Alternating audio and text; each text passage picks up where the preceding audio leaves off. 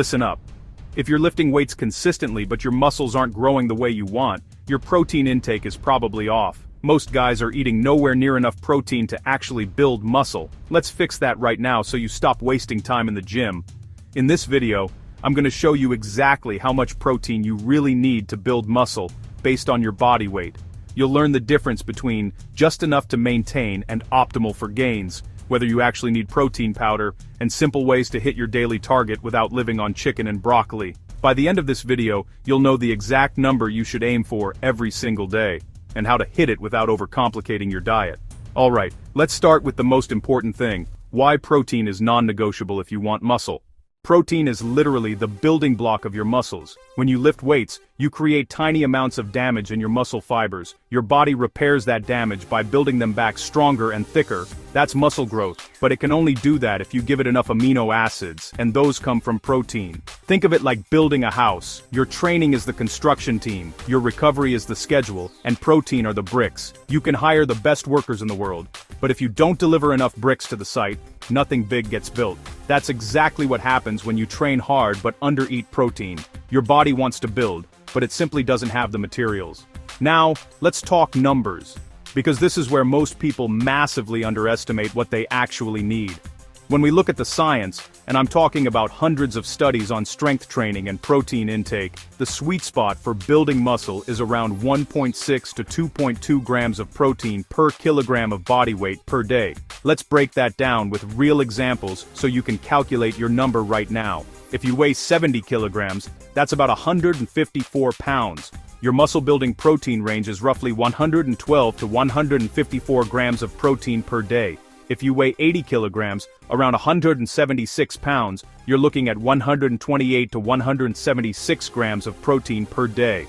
If you're 90 kilograms or about 200 pounds, your range is around 144 to 198 grams per day. Now, inside that range, the lower end, around 1.6 grams per kilo, is the minimum to build muscle effectively. You'll get results there, but if you want to optimize muscle growth, especially if you're serious about your training, you should aim toward the higher end, closer to 2.0 to 2.2 grams per kilo.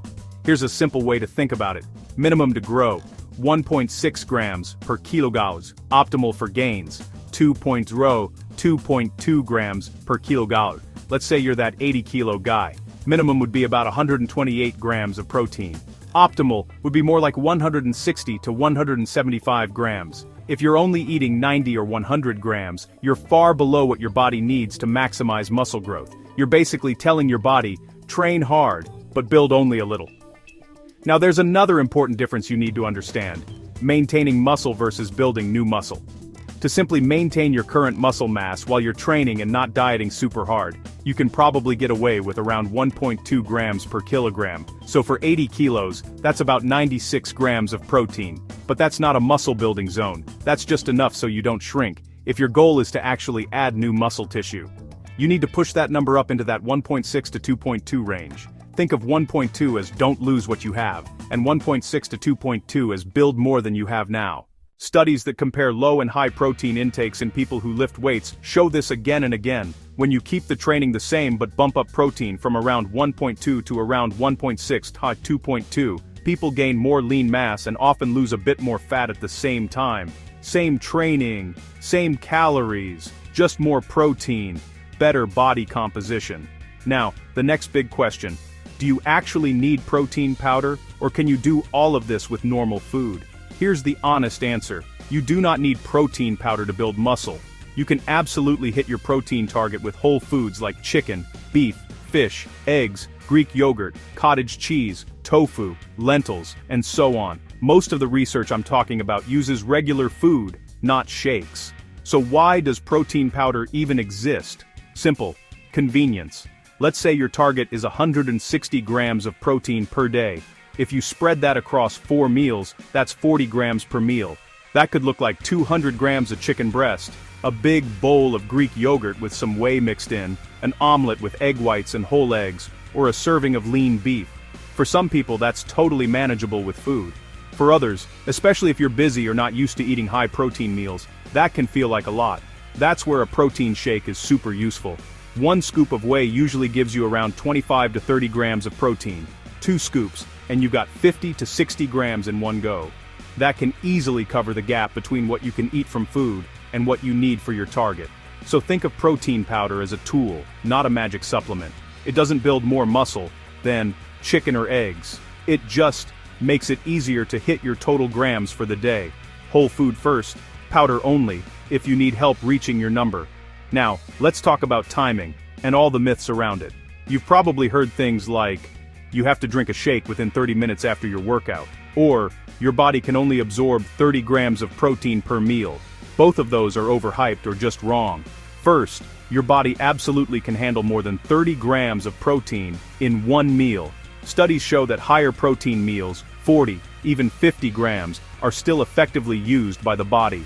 You're not wasting protein if you eat more than 30 grams at once. Second, the so-called anabolic window after training is not just 30 minutes, it's more like several hours. Yes, having protein around your workout is a good idea, but you don't need to panic if you can't slam a shake in the locker room. What truly matters most is your total protein intake across the whole day. For most people, splitting that into 3 to 5 meals with at least 20 to 30 grams of high-quality protein each time is a great strategy. For example, breakfast, lunch, pre-workout snack, dinner, and maybe a protein-rich snack before bed. Alright, you have your target. Now how do you actually hit it without going crazy? Let's build a simple example day for that 80-kilo lifter aiming for around 160 grams of protein. Meal 1. Breakfast. 3 whole eggs plus 150 grams of egg whites, 200 grams of Greek yogurt. That's already around 50-55 grams of protein. Meal 2. Lunch. 200 grams of chicken breast, some rice and vegetables. That's another 45 grams. You're already at about 95 to 100 grams by midday. Meal 3. Post-workout or afternoon. 1 scoop of whey in water or milk, a piece of fruit. That's about 25 grams more. You're now at 120-125 grams. Meal 4. Dinner. 150-200 grams of lean beef or fish salad, potatoes or whatever carb source you like. You're easily crossing 160 grams of protein for the day without doing anything extreme. You don't have to copy this exact plan, it's just an example to show you that hitting your protein target is very doable once you know your number and structure your meals around a solid protein source. Before we wrap up, let's quickly cover the most common protein mistakes that kill gains. Number 1. Guessing instead of tracking. People say, yeah, I eat a lot of protein, but when they actually track for 1 or 2 days, they're at 60 or 80 grams instead of 150. For at least a week, weigh or log your protein sources so you know what, for example, 30 grams of protein looks like on your plate. Number 2. Relying on random snacks. Protein bars, a bit of cheese here, some nuts there. It adds up a little, but it rarely gets you into the muscle building range. You need proper protein anchors in each main meal. Number 3. Fearing higher protein. There's a myth that high protein will destroy your kidneys if you're healthy. Research on athletes and lifters eating well above 2 grams per kilo for long periods shows no harmful effects in healthy people with normal kidney function. If you have a medical condition, obviously talk to your doctor.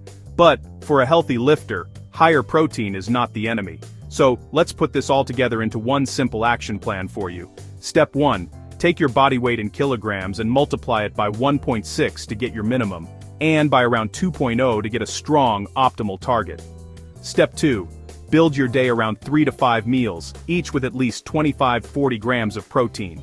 Step 3. Use protein powder only as a convenient tool if you're not hitting your target with real food. Step 4.